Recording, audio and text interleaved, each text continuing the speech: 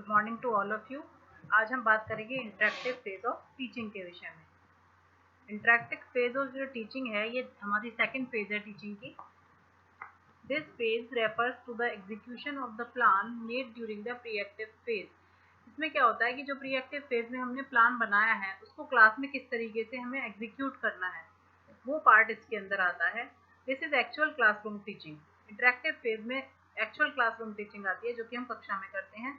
In this phase, the teacher gives students the learning experiences through some suitable modes. इसमें क्या करता है teacher जो है बच्चों को कुछ लर्निंग एक्सपीरियंस देने का प्रयास करता है अलग अलग माध्यमों से। इन this phase teachers give learners A pre determined environment. पहले से ही जो निश्चित किया हुआ है एनवायरनमेंट है वो जो बच्चों को देने का प्रयास करता है। The teacher interacts with students so that desired changes can be taught in the learner. इस प्रकार से टीचर का व्यवहार क्लास में होता है कि जो ऑब्जेक्टिव वो लेकर चला है, जो परिवर्तन वो बच्चों के व्यवहार में लाना चाहता है उसे भली प्रकार से ला सके। इस प्रकार से वह बच्चों के साथ जो है अंतःक्रिया करता है। So learning is directed in predetermined directions to achieve predetermined goals. इसमें जो लर्निंग है इंटरेक्टिव फेज में वो पहले से ही निश्चित किए हुए ऑब्जेक्टिव्स को अचीव करने के लिए की जाती है। The teacher provides learners with verbal stimulation as asking questions, listening to students' response, providing guidance, making explanations, etc. इसमें इस प्रकार की सभी गतिविधियां अध्यापक को करनी पड़ती हैं। टीचर एक्सप्लेन भी करता है, प्रश्न भी पूछ सकता है, बच्चों से उनका जो जवाब है वो जानने का प्रयास करता है, साथ साथ उन्हें स्टेप बाय स्टेप जहाँ भी आवश्यकता हो वहाँ पर मोटिवेशन और गाइडेंस भी प्रदान करता है। इसके 3 स्टेप्स होते हैं। Steps of interactive phase of teaching. पहला स्टेप है सेटिंग अप द क्लास, दूसरा स्टेप है नोइंग द लर्नर्स एंड तीसरा स्टेप है स्टार्टिंग टीचिंग। तो सबसे पहले आते हैं setting up the class. Class को सेट करने के लिए अध्यापक को क्या करना पड़ता है? सबसे पहले हमें देखना पड़ता है कि क्लास रूम कितना बड़ा है, उसमें कितने बच्चे आ सकते हैं, यानी साइज ऑफ द क्लास देखना पड़ता है जिससे कि लर्नर को क्लास में प्रॉपर अरेंजमेंट सेटिंग का कराया जा सके और तथा बच्चा आराम से बैठ के कंफर्टेबली जो इंटरेक्शन है उसे ध्यान से सुन सके, समझ सके।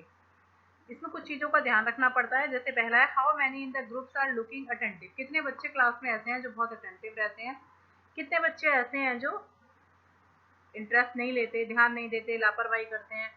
हु आर शार्पर वंस, कौन बहुत तेज है, and who are trouble maker, तो कौन ऐसा है जो बार बार क्लासरूम में बाधा डालता है। उन सबका ध्यान में रखते हुए क्लास में सिटिंग अरेंजमेंट करना पड़ता है। जैसे हम ऐसा कह सकते हैं कि जो शरारती बच्चे हैं अगर उन्हें आगे बैठा लिया जाए फर्स्ट रो में तो उनकी शरारतों पर किसी हद तक कंट्रोल लग जाता है। उनको लगता है कि हाँ अगर हमने यहाँ कुछ शरारत की तो टीचर हमें नोटिस करेगा और वो फिर हमें पनिश भी कर सकता है। साथ ही जो तेज दिमाग वाले बच्चे हैं उनको तो आगे पीछे कहीं भी एडजस्ट कराएं, या जिन्हें इंटरेस्ट लेना है, पढ़ना है, जो अटेंटिव है वो कहीं भी बैठकर पढ़ सकते हैं। तो इस बात का ध्यान हमें क्लास में रखना पड़ता है। इसके बाद आता है नोइंग द लर्नर्स, लर्नर्स को जानना। इसका मतलब ये है कि जो बच्चे हैं उनकी प्रीवियस ज्ञान को जानना। Knowing the learners means to know about the previous knowledge of the new learner. जो आपके पास क्लास में बच्चे आए हैं उन्हें पहले से कितना ज्ञान है। It is done after preserving the class size. ये किया जा सकता है जब हम देख लेंगे क्लास में कितने बच्चे हैं, क्या है। तो इसके लिए क्या करना पड़ता है टीचर को?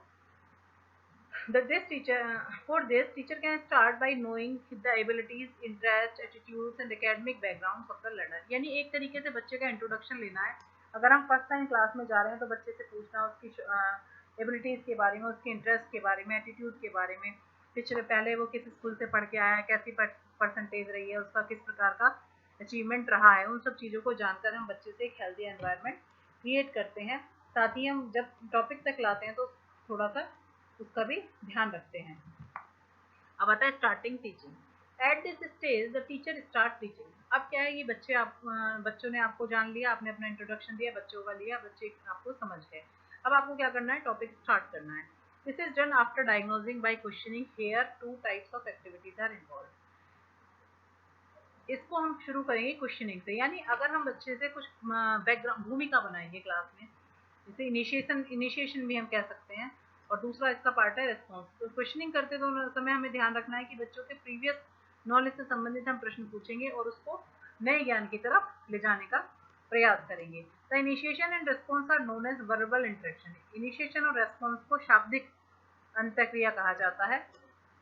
The interactive phase of teaching is the classroom interaction between teacher and the students. जो इंटरेक्टिव फेज है वो विशेष रूप से क्लासरूम इंटरेक्शन की फेज है, जिसमें टीचर और स्टूडेंट के बीच अंतःक्रिया होती है।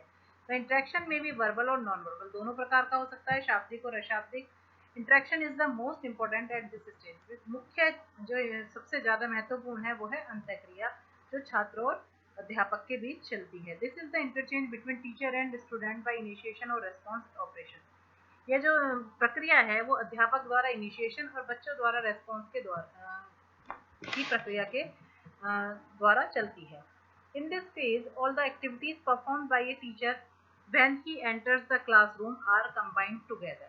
इसमें वो सारी गतिविधियां आती हैं जब से क्लास में जो अध्यापक है वो प्रवेश करता है और जब तक क्लास से बाहर निकलता है, उसमें जितनी भी वो गतिविधियां करता है वो सारी इंटरेक्टिव फेज के अंतर्गत आती हैं। These activities can concern with the presentation of content of the class. ये जो एक्टिविटीज हैं वो सारी की सारी जो प्रेजेंटेशन है क्लास के अंदर उससे संबंधित होती हैं। कोई भी एक्टिविटी ऐसी नहीं होती जो कंटेंट से रिलेटेड ना हो।